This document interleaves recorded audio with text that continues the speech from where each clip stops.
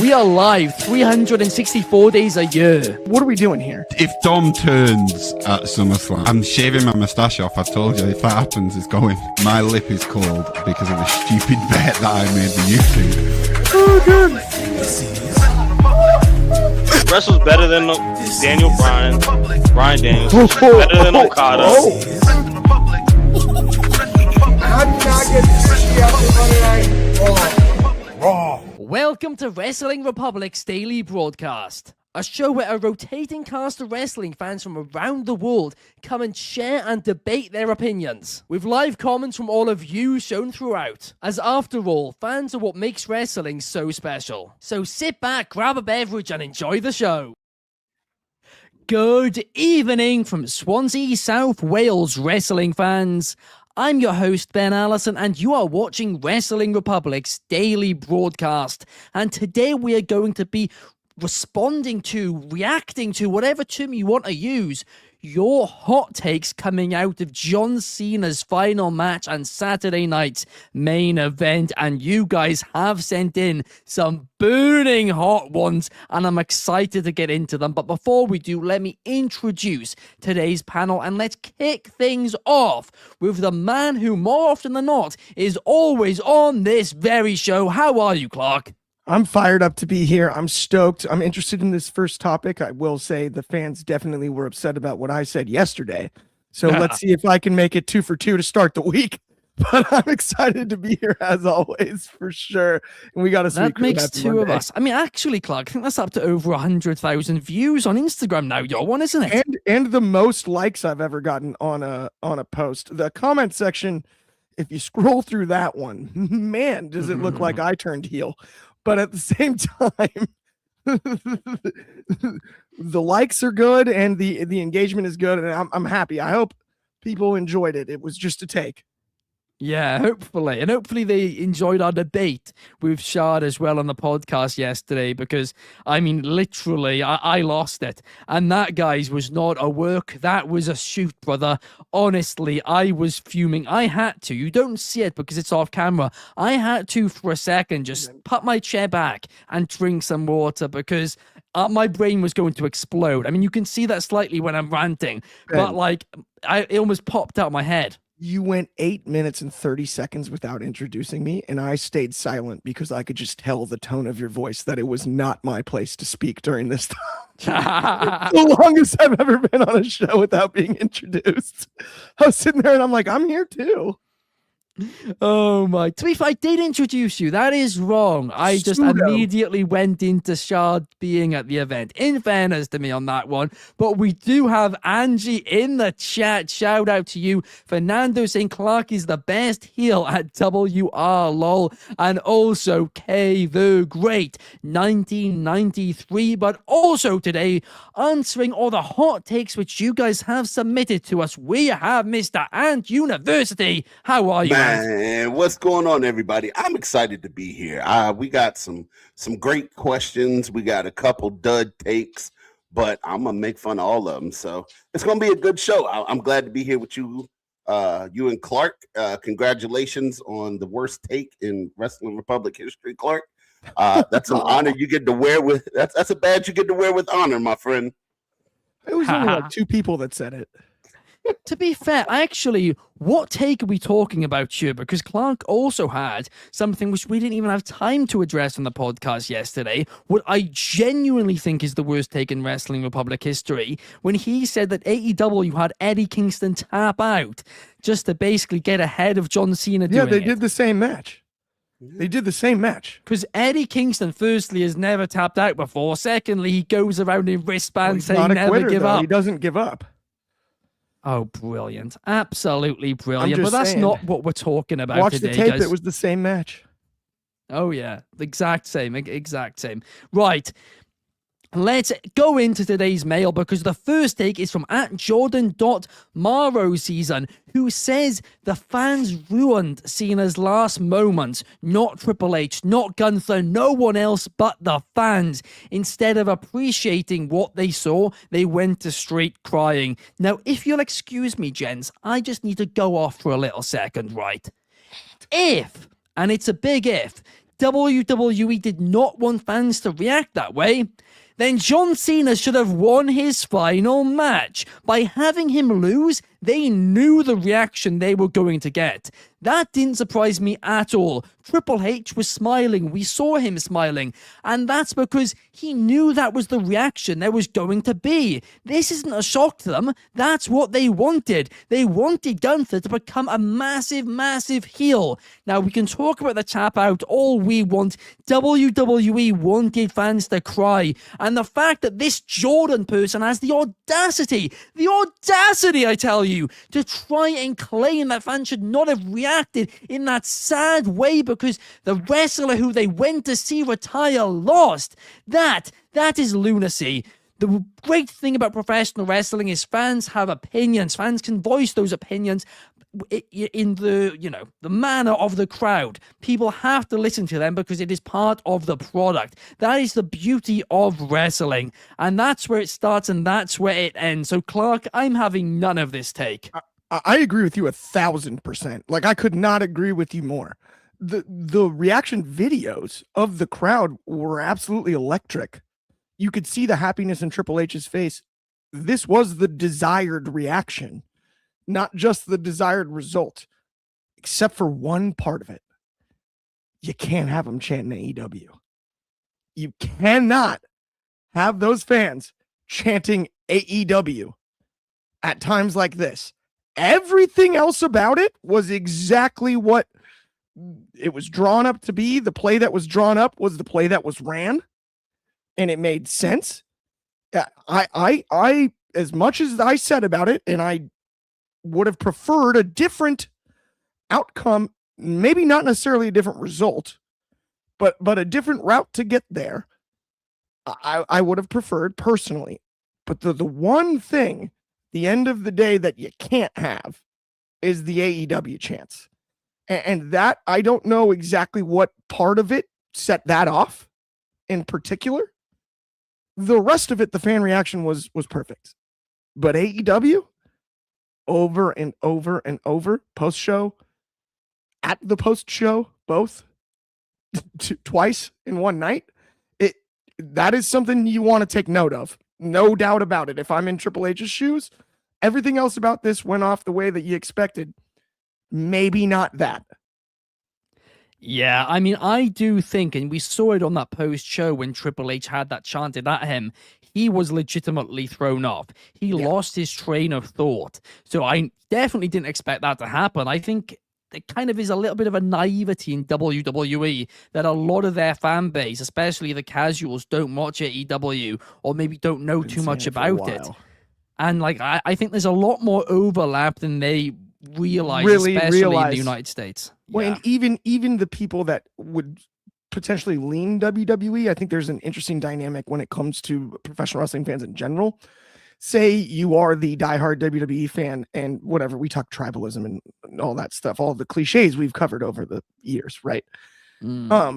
Let's say you're the ultimate WWE person. There does seem to be a propensity, especially, and we see it online all the time, to pay enough attention to the other product to try to speak on it too. Yeah. Right. And we kind of forget that that's the case too. Even if you don't like it, you weirdly pay attention to not like it. There's something about that when it comes to wrestling fans that I think is unique compared to like any other form of entertainment. I'm actually not saying it's a bad thing. I think it's funny. Think it's similar with, not necessarily as much now, but I think if you went back 10 years, it was similar with Marvel and DC. I think there's less tribalism with it now than there was, but originally, back when I was younger, there was a lot of tribalism between the two. Even in sports, I think is a perfect metaphor, perfect example. Yeah, but for this, I don't know if it is. Because they're not sports teams, aren't they? No, but they aren't. But here's the thing, right? Which two teams in the league, in the whatever, do you follow the most? Yours and your rival. Right. Yeah. The rosters that you know the best are yours and your rivals. And that is true. That part of it, I think, is just from a human psychology standpoint, not to get all existential on us. It sort of quantifies on the a why. Monday, Clark. Sorry, yeah. Didn't realize I was coming to a psychology lesson. I haven't taken the SAT in 18 years. A lot of big words there.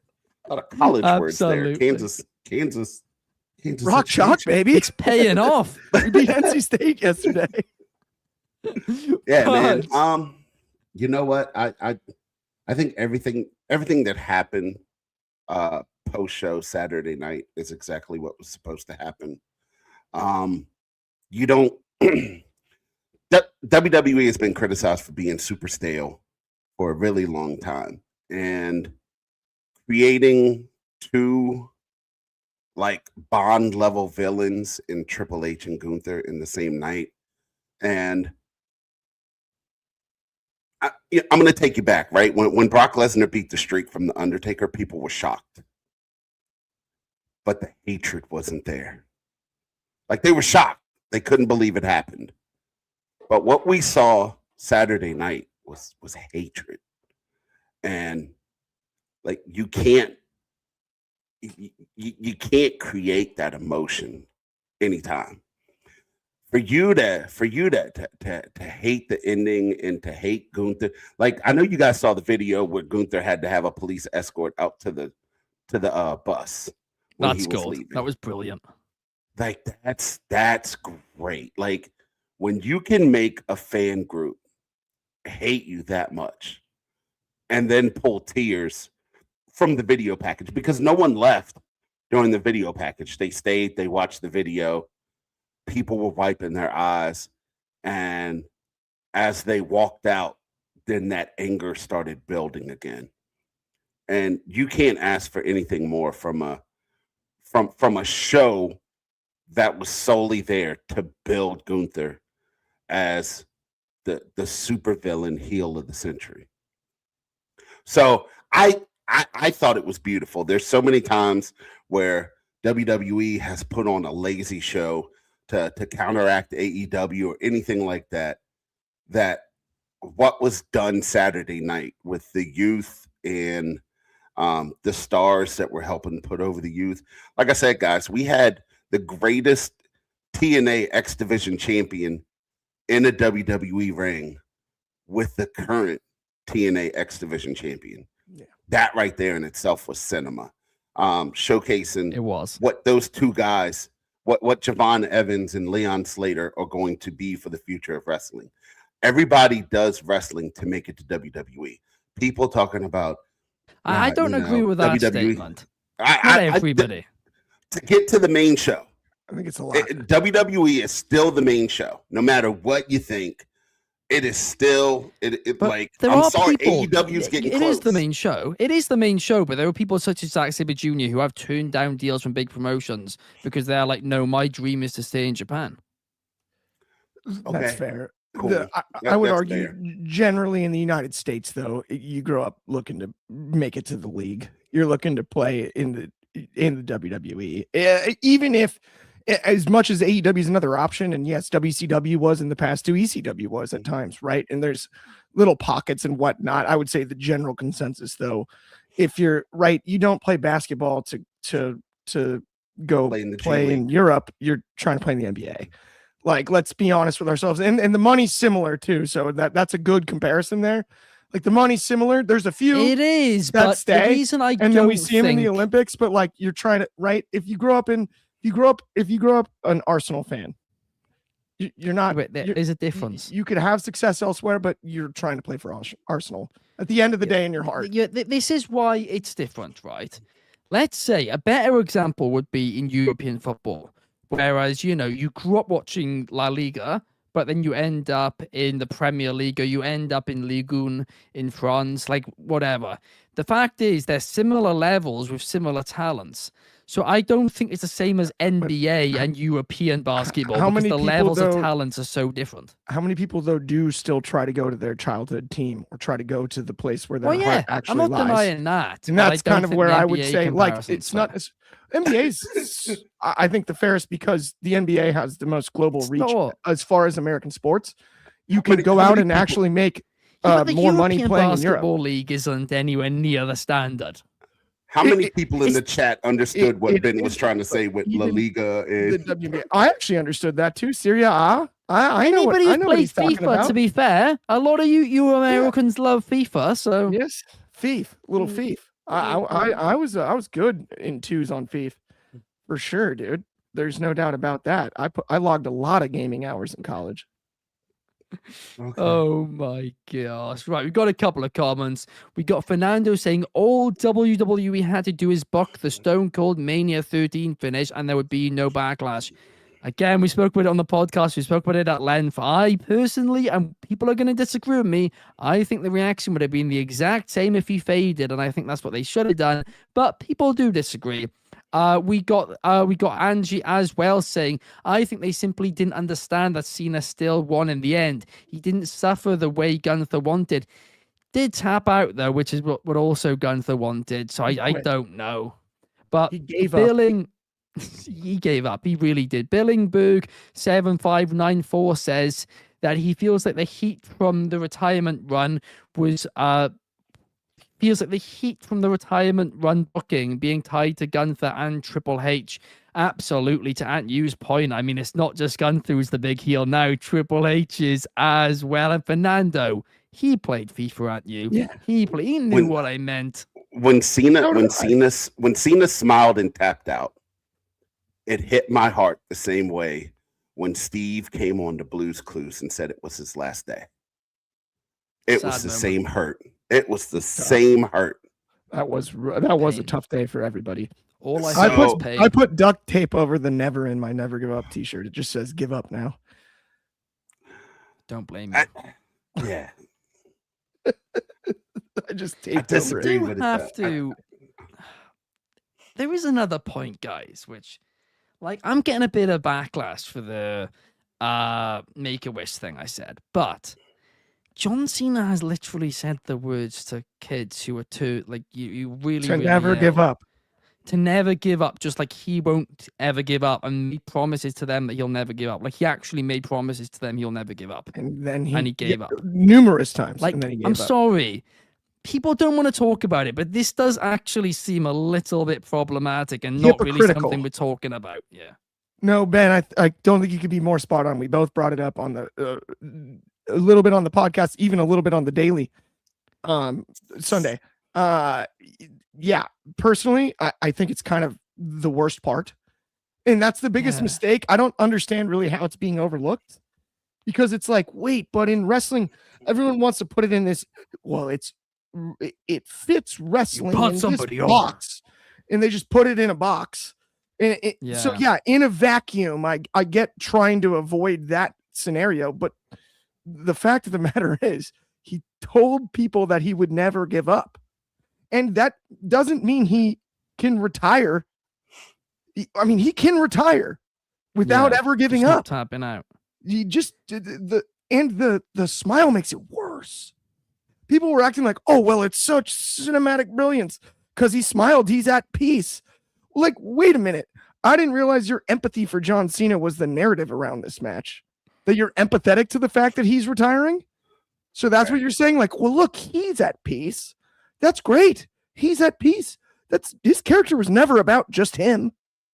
That would be too selfish. That would be far too selfish. So I think the smile. Yeah. I think the smile was more of a, I can't wait to see what's about to come. Like, he knew by him tapping out, everyone was going to go, oh, that's a Triple H call. Oh, Gunther tapped him. Like, he knew what was about to come. He knew what the crowd was going to give. Like when that spot is there, sometimes it's just like, man, this is going to be good. And in the case of business, right? Like, I understand fandom. Yeah, I understand that none of us wanted to see John Cena give up. But in the terms of business for the future of WWE, that moment will live on forever in infamy. I think it would have anyway. And here's the other thing that's so frustrating about it to me is, like, they had the exact way they should have finished it on the first try. You pick the arm up the third time and it just drops. And then that's it. And that's it. And the wind gets sucked out of the building still. And the reaction's similar. It would have been the exact same. You are right. You know what he didn't do is give up. And he didn't smile at us when he did it. And then you have him smile when he sits up and go, shoot, it's over. I gave it my all. Right? You have John you are Cena right. be John Cena. It would have had the I same gave it my all. reaction in the arena, But then smile on the back end of it, as opposed and to he wouldn't during. have broken his promise It to felt so. kids.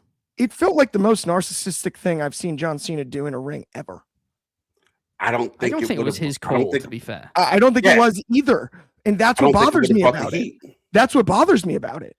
Is I don't think it was his call, and he being who John Cena is, did his job, did the job he was asked.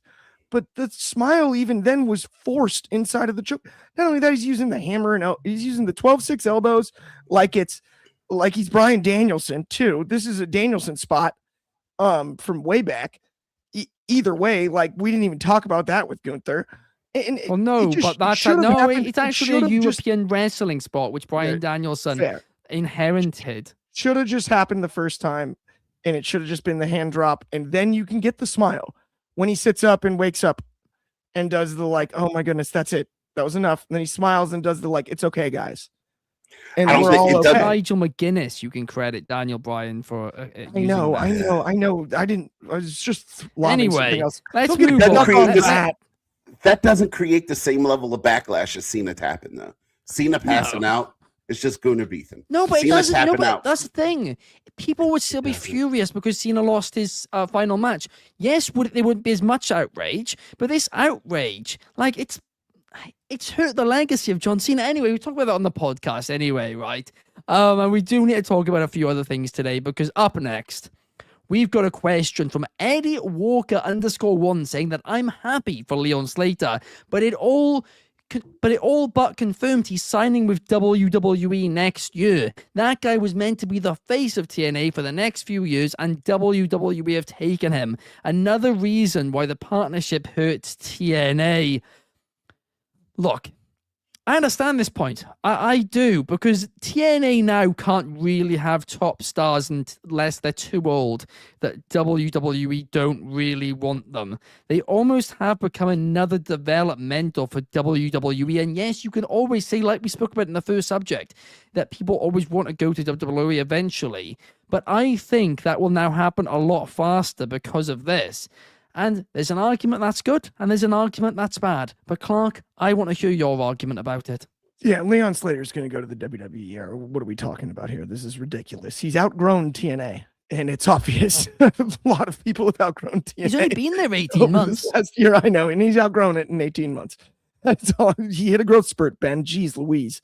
And here's all I'm saying is Leon Slater needs his spot in WWE, and not only that, he and Javon Evans should just be on the main roster as a tag team. They've already got the matching gear. They're the most electric tag team going right now in wrestling, and they should already be on Raw or SmackDown, dominating that tag team division out of the gates at their age right this second, until we inevitably turn them into two of the biggest single stars we've ever seen, given both of their ages and athletic ability. That's just the way that this should work.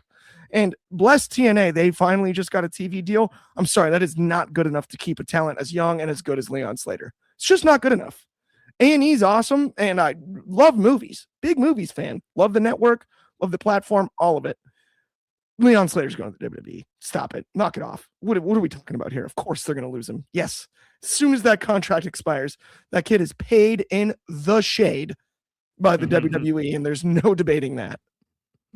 I mean, look, I think you are ultimately right, and I'm very happy for him. And again, I do hope he goes straight to the main roster. I don't think he will, but I hope he does, because this dude is good enough to potentially beat Randy Orton's record as the youngest ever champion. And I mean that when I say it, and it's a big claim to make. Kay the Great saying he's too good for TNA. Fernando saying TNA has become a farming system for WWE. And we got Mary in the comments saying totally off base, but Aunt U's Christmas tree is beautiful. Yes, it absolutely is. We're getting in the Christmas vibe here, Wrestling Republic. Spirit. I think. Yeah, I got my snowflake jacket on. Next week, I've actually got my Christmas tree in the. I don't know if you guys. There we are. That's the best way you can see it. My mini Christmas tree and snowman in the background. It's like 1 foot tall. It is. It's tiny. It's just a desk tree, but we will have Charlie some Brown's Christmas tree was graphics. bigger. How often do you water that?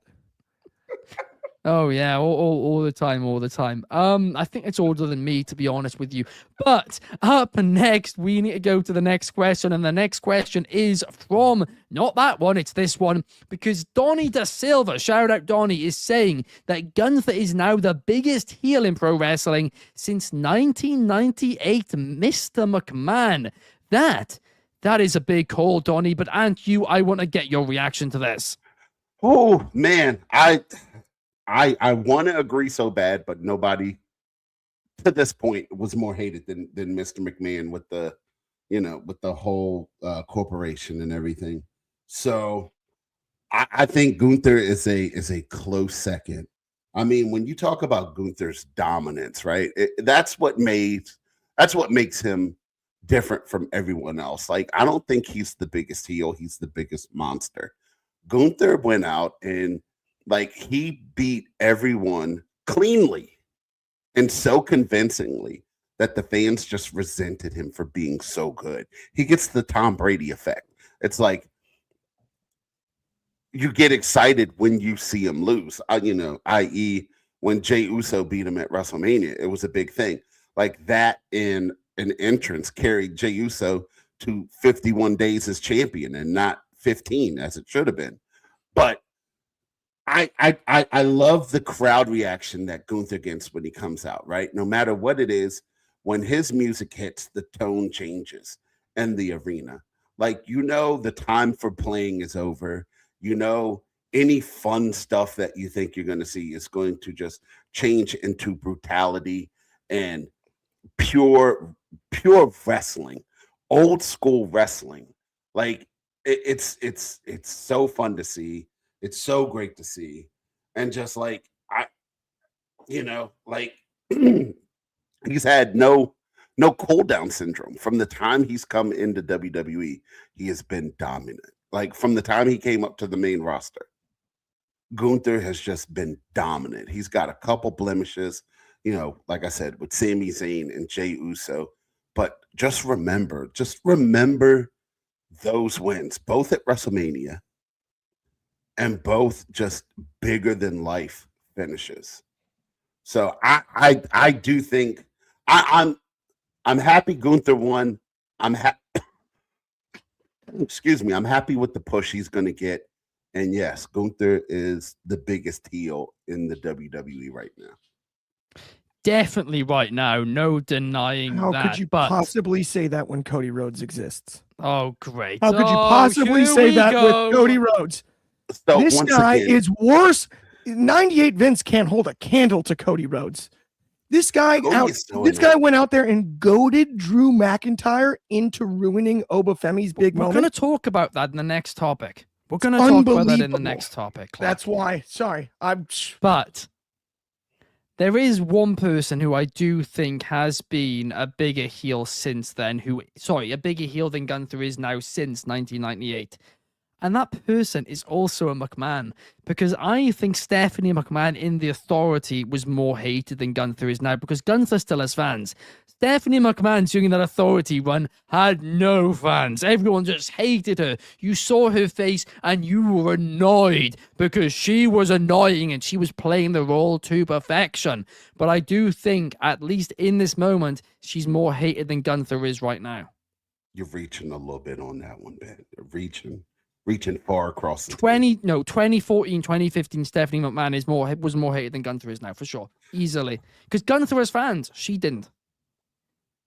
Yeah, no one was rooting for Steph against That's what I mean. Yeah. That's true.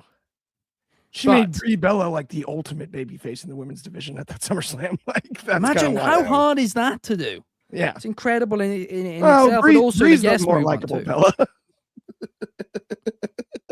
They used to have to get her in segments with Triple H just to make sure he'd be booed, because he'd still get cheered sometimes when she wasn't there. That's the impact of Stephanie McMahon. She played the role to perfection, and she doesn't actually get credit for that. But anyway, guys, let's talk about the topic I know you guys are dying to talk about. Let's talk about your favorite wrestler, Cody Rhodes, because Kay the Great is sent in, I'm bored of Cody's reign. Another Cody McIntyre match? Seriously? It feels like WWE WWE have no ideas for the titles on SmackDown other than the open challenges for the US title. That last part I definitely agree with, actually thinking about it, but Ant, I want to get your take on it first. Yeah. There's nobody in WWE more boring than Cody Rhodes. I don't know why you put the belt back on him. Like, having him beat Roman Reigns at WrestleMania 40 was the biggest mistake that Triple H has made. Yeah, it's bigger than having Cena lose. It was just it was ridiculous. And then you have Cena beat him. Cena should have retired yesterday with the title. You have him win it back from Cena, and it's even worse now than the first reign was. He's off doing Hollywood movies, everything he talked about people about. He's, when he's back, yeah, it's him versus Drew. Him versus Kevin Owens was great, and then he took Kevin Owens out, so he's not around anymore. I don't like Cody. I don't want to talk about this because I'm going to get upset. But yeah, no, it's extremely boring. Worst champion of all time. I mean, look, I understand you dislike him, aren't you? But, okay, the booking for his title reign absolutely sucks. I'll say that. I think anybody who says that's not the case is lying to themselves. But Cody's doing great. Everything he does, he's done fantastic. The issue isn't Cody Rhodes, it's Triple H. It's his booking, or his team at least, right? We always say Triple H, but the people behind him as well. I can see you're shaking your head, but Clark, what do you think about this one? Well, I mean, this is obvious. Welcome to the club, Kay the Great. No question about it. It's been 617 days until Cody Rhodes did something relevant while holding the WWE title. And that involved watches and shaking the Rock's hand the night after, he finished his story. Oh, no. So cool. Yeah, no, Cody Rhodes isn't really that likable. That's the interesting thing. The likable thing was finishing the story. That's where all the likability came from. Was let's do this. It's the American Nightmare. That's not the American Dream. That's different. That's not a baby face. This guy wears suits and track suits. Two things that we all make fun of all the time. Yeah, it's been boring for 600 days. Then he plays hot potato out here with John Cena. While John Cena plays a better heel than Cody Rhodes probably eventually will attempt to, because he's been one the whole time and he doesn't realize that he just needs to lean into his own actual character traits to be the biggest heel in the industry. It makes no sense. I mean, the guy groomed Drew McIntyre to ruin Obafemi's opportunity here. John Cena was begging for these young talents to be put over and showcased on this show. And Cody Rhodes had to make it about himself once again with Drew McIntyre, right? Just absolutely poking the bear at every chance he gets. Nick Aldis had this guy clearly suspended. He shouldn't even be there in the first place. If Cody just leaves it alone, minds his own beeswax, but nope, it's got to be all about Cody. It's his contingency plan so that he doesn't risk getting pinned by Obafemi, who logically should have given him a fall from grace that is going to be drastic when he eventually does fall from grace, actually. I just hope it's at Obafemi's hands in the long run. That's all I can say about this one. But personally, yes, it's been boring the entire time. 617 days of thank you very little. This man attacked Drew McIntyre on SmackDown on purpose to provoke him. Yes. Like nobody else. He jumped in the man's truck. This man got told by the Aldis, hey, you got to leave. And he's like, okay, you know what? I'm going to leave. That's breaking and entering, Ben. What am I witnessing here? Because it's not just you two. You two have gone insane about Cody Rhodes. I understand that. I can comprehend that. What I can't comprehend is this comment section is all agreeing with you. We got Mary, we got Fernando. He says he plays Cody matches now when he has trouble sleeping and he makes watching grass grow exciting. We got Kay the Great, whose comment it was.